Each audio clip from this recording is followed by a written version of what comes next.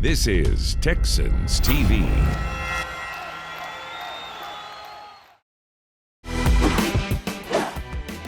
The 2020 draft is in the books, so it's time to meet some of the newest rookies. Plus, we're going one-on-one with wide receiver Brandin Cooks. It's all coming up on Texans 360. We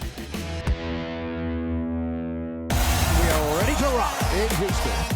Rock and roll, touchdown, Texans.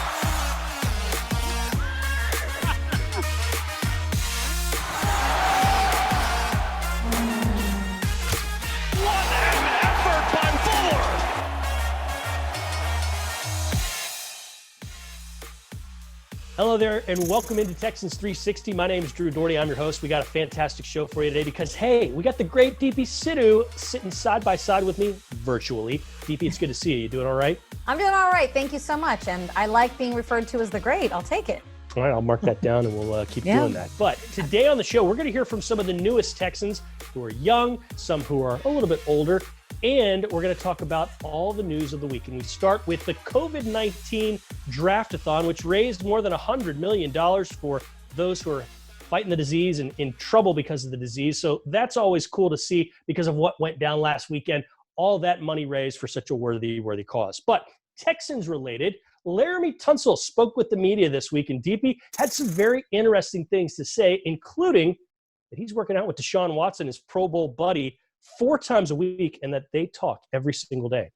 Yeah, you definitely like hearing that, don't you? Because this time last year, I don't know how many times they'd ever spoken, and now they're speaking every single day. So the Texans get their left tackle locked up with a contract, and you know, it was great to hear from Laremy because you can just tell that he feels like his place on the team is solidified. Obviously, he knew it was with everything this team gave up to have him here, but to have that long-term contract, he's settled in now.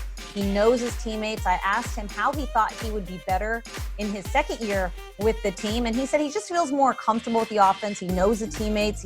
He knows his playbook. That was not something he had the luxury of knowing last year because, as you remember, he was traded here on September 1st. A week later, he was playing over there in New Orleans, and you know he got up to speed very quickly, but now he's got the luxury of a little bit more time. So Laremy Tunsil signs a contract extension. It will keep him here with the Texans through 2023. That came on the eve of the draft, and it also came on the same day that the Texans agreed to terms with safety Michael Thomas. He was a Pro Bowler with the New York Giants for the special teams work that he did in 2018, and he adds quality and depth to the Texans special teams units, which have been excellent the last couple seasons. But that all happened, like we said, right before the draft kicked off, and the Texans chose 5 players. The second choice of theirs, which came in the 3rd round, was Jonathan Greenard. He was live with Texans radio right after he got picked. He's joining us. Big smile, Jonathan Greenard, linebacker, Houston Texans. Jonathan, welcome to Houston. How did it feel to get selected here in the 3rd round? Man, it's been a long journey, long time coming. It's a blessing, just to even be considered at this point. I'm just ready to get to work, honestly. Where are you riding this one out tonight, and what was the anticipation like before you heard your name called? Yeah, I'm back at home, and I'm in Hiram, Georgia, about 30 minutes north of Atlanta. But, you know, my family, and I got my girlfriend, her family as well. I got my friends who's from college as well, in high school. Obviously within the rules of, this coronavirus thing. But just waiting until, this whole thing was unfolding. We knew that this time would come. We just had to just be patient, seeing other guys go in front. But we couldn't worry about that. We had to control the controllable. So I had a good feeling about Houston when I see the name come up. And next thing you know, the phone started ringing. So to even be considered with the greats, obviously with J.J. Watt, Whitney Merciless, guys of that sort. I'm just ready to soak up all the knowledge and get to work. Jonathan, you can thank me because I was the first person that you met from the Houston Texans when you and I talked at the Senior Bowl, and I was really excited to talk to you, and I was really hoping that we were going to be able to make this pick of you. And I've gone through and watched a bunch of your tape. Your game against Missouri is fantastic. But for people that haven't had a chance to watch you play specifically, what is it that makes you the type of player that you are? What are your biggest strengths, and what can Texans fans look forward to seeing? Right. My game film study and my natural instincts and having a knack for the ball is one thing that you'll notice. I'm always around the ball. I'm always in the film at the last second, whether I'm making a play or I'm getting to the ball. But I'm not a one-trick pony. I mean, I can easy. I can drop. I can rush. I can stop the run. Obviously, I'm leading the SEC in both sacks and TFLs. You know, those are things that I really truly pride myself on, is stopping the run so I can earn the right to rush the passer. So, and this team is guys full of, like I mentioned, Whitney Mercer and J.J. Watt, guys who know how to stop the run and also rush the passer, are guys who excel in the league, and I feel like I can be a part of that. Jay, you've been a guy that has had success at two different institutions, obviously, but there's some adversity in between, transferring, broke your wrist, I believe is what it was, fight. So there's adversity involved in that, man. Talk a little bit about your journey and how it's prepared you for the NFL and for the Texans. Yeah, man, it's not going to stop. I mean, I've been fighting adversity all my life. I mean, being only 185 pounds, playing DN in high school, to gaining weight, and obviously thinking I couldn't have ditched 25 my senior year. So just fighting through that, people telling you not going to be anything, going to college, not lasting in college, to getting hurt in 2018 when I dislocated my wrist, missing the entire season. I never had missed any time like that before. Not knowing if my wrist will ever be back the same, if I played anything, stuff like that. But I just stayed the course, and I just kept my head down and just kept working. And I just understood it, my upbringing. And once I seen that, if I continue to work, good things will come to me. And I just think just a true testament of all my hard work. You brought up what we're all going through right now with coronavirus, with sheltering in place. And it's got to be really tough as an athlete, especially one who wants to get employed in this league, to stay in shape, be ready, not being able to do a lot of the things that you were told would happen being a potential rookie in this league. But here you are right now. What has it been like living through the lockdown, getting to this moment? It's been difficult, but I just use the resources I got. Just using my little bit, having a little ingenuity in myself, just to continue to just work. I'm in the country, so I find things to work out. I run around, push trucks, I lift, having a little bit of dumbbells, so I try to make as most I can with what I got. All right, Jonathan. Well, thanks so much for joining us. We really appreciate it. Good luck and congratulations. We'll see you here soon enough.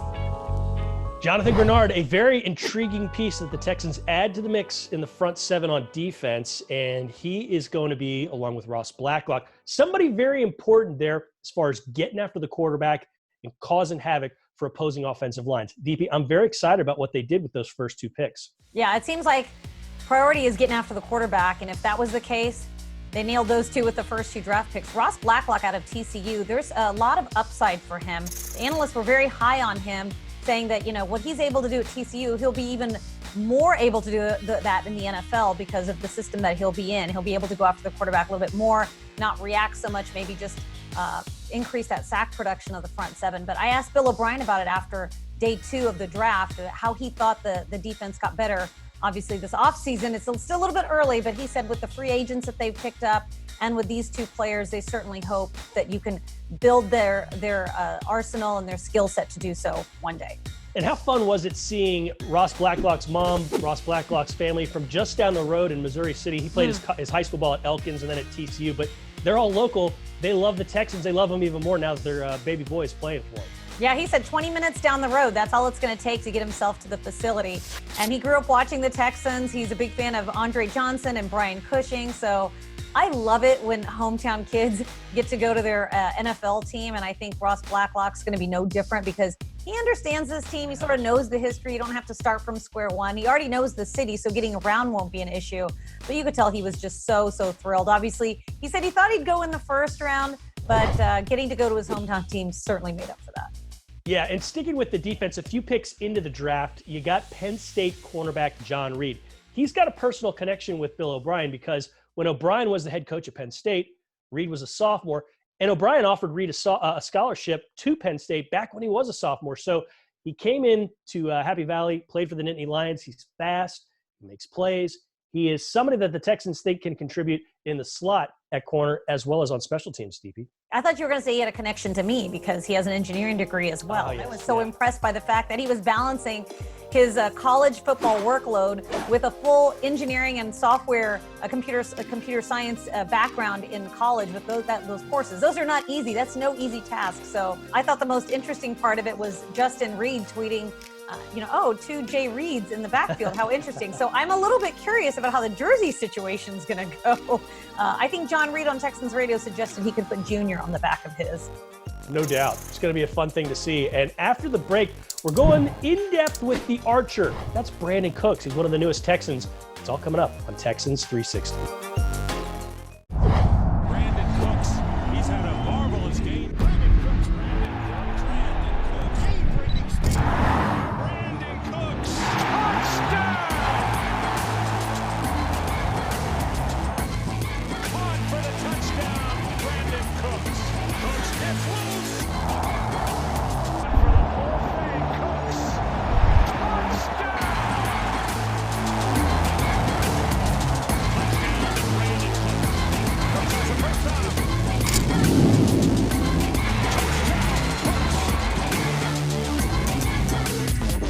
Brandin Cooks, he's somebody that makes lots of big plays. Texans looking for that to continue in 2020. This is Texans 360. DP Sidhu joining me now. And DP, Texans have a lot of speed on offense, don't they? I mean, I think it'll be really interesting to see how all these wide receivers line up, because it seems like you've got a full arsenal of, like you said, wide receivers. You've got Brandin Cooks. You've got, obviously, Will Fuller, Kenny Stills, DeAndre Carter. And I don't know where he's going to fit in and how they're going to line them all up and how you're going to get the best out of all of them. But I guess it's a good problem to have when you've got Deshaun Watson as your quarterback. All right. Well, he went one-on-one with our very own Mark Vandermeer, the voice of the Texans. Enjoy. Let's bring him on now. And Brandin, welcome to the Texans. So tell us first, before we get to some questions from the season ticket members, what it's like to join this organization, this franchise. You're coming from the Rams. You played in 2 Super Bowls. This team consistently making the playoffs, wants to get to that level. I know you're eager to get to work and be a part of the effort to get it there. I'm extremely excited.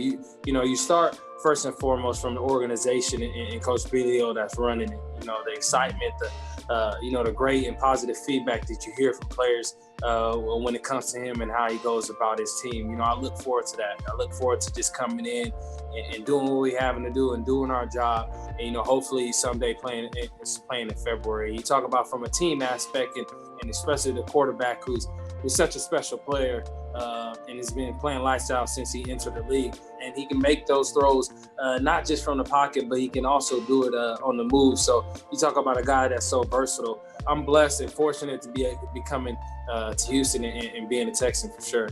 What have you learned from playing with guys like Drew Brees and Tom Brady? What have you learned? I would have to say, from a guy like Drew, well, both of them really, the process, the way that they go about their business, not just, on the field, but the way that they take care of their bodies, the way that they stay late to be able to watch film and dissect opponents. I think the process is what, jumped out to me the most. Obviously, we know they're all special on the field, but what a lot of people don't see is, the process in there day in and day out to go about to be great like they are. All right, great answer there. All right, let's get to Juan. If you were not a professional athlete, Juan wants to know, what would you be interested in? What might you be doing if you weren't a pro athlete?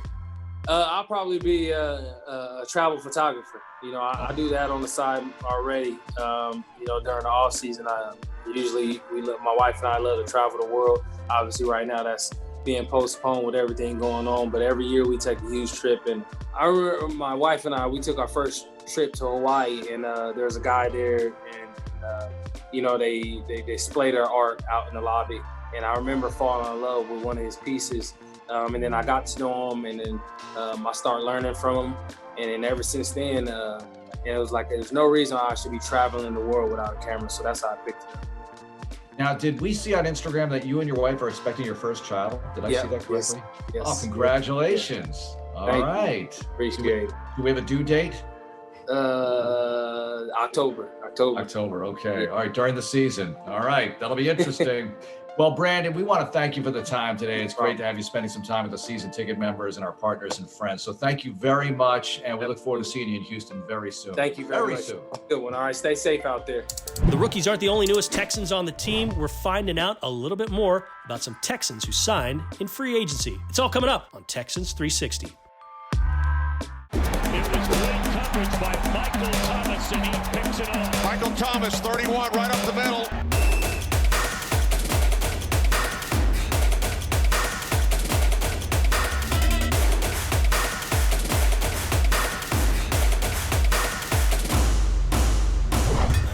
Thomas, of course, one of the newest Houston Texans. We spoke a little bit about him earlier on in the show. Going to be somebody fun to keep an eye on, especially on special teams, because that's where he shined, and that's where the Texans have shined in coverage on special teams the last 2 seasons. DP Sidhu, I know you're excited about him. You and I have chit-chatted offline quite a bit about the new look offense, so to speak, but we haven't really done it so much on air. Randall Cobb is a new receiver. Brandin Cooks is a new receiver. David Johnson into the fold as well at running back. This offense is going to look quite different than it has really the last 5-6 years with what we got under quarterback at Deshaun Watson and with all these new pieces, isn't it? Yeah, obviously. I think Deshaun Watson, as your quarterback, he can sort of make a lot out of nothing, but he's got a lot to work with this year. And, obviously DeAndre Hopkins isn't there, but you've added a lot of firepower behind him. So I think it'll be really exciting to watch these new pieces and how they all fit in. Randall Cobb, Brandin Cooks, you've got 2 veteran receivers, and Bill O'Brien talked about this before the draft, that if this offseason, it's really going to be more favorable towards veterans and less towards rookies, because they're not going to have all the on-field work and the practices and the learning abilities that you're going to get to have in a normal offseason. Everything's done virtually. So to add a couple of veteran wide receivers to the group, a veteran running back, you worry about that a little bit less, because we obviously saw with the Texans last year, they added Kenny Stills, and he came out and he caught that touchdown against New Orleans after just being here for a week. So, the learning curve is not as steep when you've got the veteran guys. So I'm glad that if you do have firepower to the offense, it's not a bunch of rookies in one season. You can balance your rookies with some pretty sturdy vets. Yeah, and it's a good point you bring up about the rookies versus veterans, because I don't remember a time, at least in Houston Texans history, when you've only seen 5 draft picks and then a relatively small undrafted rookie free agent class, which is what the Texans have. There's many times about 20, 25 guys in that group, and that's been trimmed down quite significantly in 2020. But on the defensive side of the ball, the Texans have added some help, and one of those pieces is Tim Jernigan, now a veteran defensive lineman who should help as far as depth, as far as quality there in the middle, kind of helping replace what you had in DJ Reader. Yeah, we didn't even mention Tim Jernigan earlier when we talked about Ross Blacklock, because he'll have the opportunity to learn under him as well. And Anthony Weaver, as the D-line coach before, now he's the defensive coordinator. I'm excited to see what he cooks up for this new look D-line as well, because you know that he's always very innovative, and the defensive line players, they love their meetings with Coach Weaver. I don't know if they're going to get to do that anymore now that he's defensive coordinator. He's got a pretty heavy plate, but the way that he teaches these players, I once had a former Texans defender, I think it was Travis Johnson, he said that when he watches film, he sees a little bit of Anthony Weaver and all these guys. So I'm curious to see what Tim Jernigan brings to the table, because he's going to bring his own style of play, obviously. Yeah, you bring up Anthony Weaver. The players call him Weave, so can't wait to see what Weave does with this new look defense. All right, after the break, what is a receiver from Rhode Island doing with the Houston Texans? We'll let you know. It's all on Texans 360. He's got it. Touchdown, Rhode Island. That's Isiah Coulter, and he'll race into the end zone with a score. Isiah Coulter. That was Isiah Coulter, another touchdown for Coulter.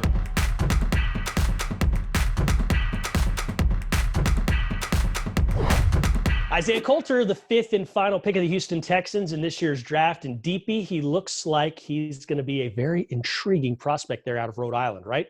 A lot of wide receivers to look for in 2020, Drew. I think we're going to need a little roster cheat sheet to learn all the numbers of the new wide receivers that are going to be out there this year. Yeah, no doubt. And Texans radio got to know him, Coulter, a little bit better right after he was picked. Check this out. 5th round over. We're into the 6th. And yes, joining us right now on the line, Isiah Coulter, new Texans wide receiver, just drafted this afternoon in the 5th round. Welcome to the Texans. So what was the reaction when you got the call, when you got the news that you were going to be a Houston Texan? I got the call, and I was just shocked. I was happy, ecstatic.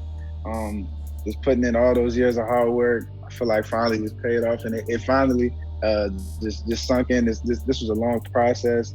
I'm grateful for the opportunity, and I just want to get to work and just help those guys any way I can. Isiah, I tell you what, man, congratulations for getting drafted to the NFL. You're part of the NFL family now, part of the fraternity, man.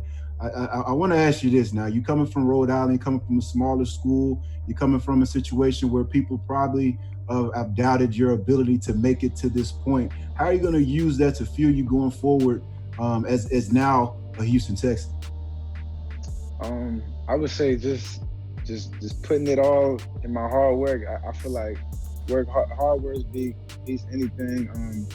You can go through things in life and have obstacles to get over it, but you just gotta continue to work hard. You can't really think about it too much. Of course, I'm trying to prove those guys wrong that didn't believe in me. But I just want to get to work. I'm excited for the opportunity, and I wouldn't change my path if I could go back at all. I feel like it's a reason I'm here. It's a reason I went to Rhode Island and I came from that smaller school. So I wasn't given a lot of opportunities with the other guys that went to like bigger schools and things like that. But I'm just grateful. I'm ready to get to work, and I'm gonna just try to show it anywhere I can. So.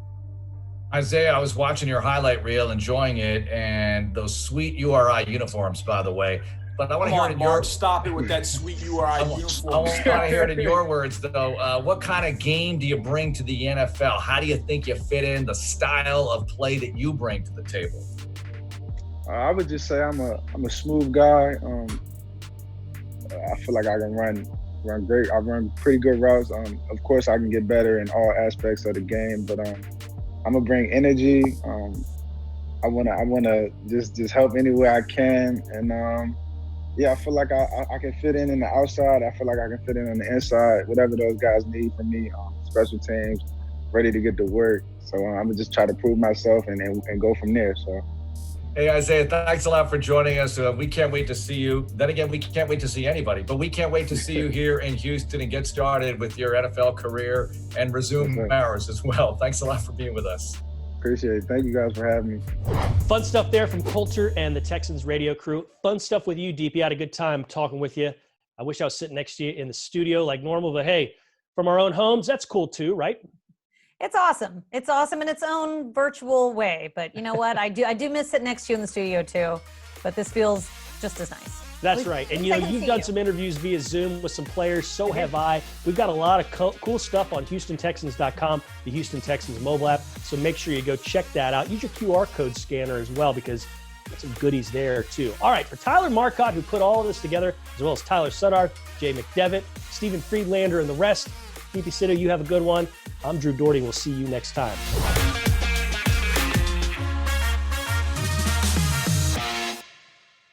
Thanks for watching. Subscribe to our channel and ring the bell to know when we post new content.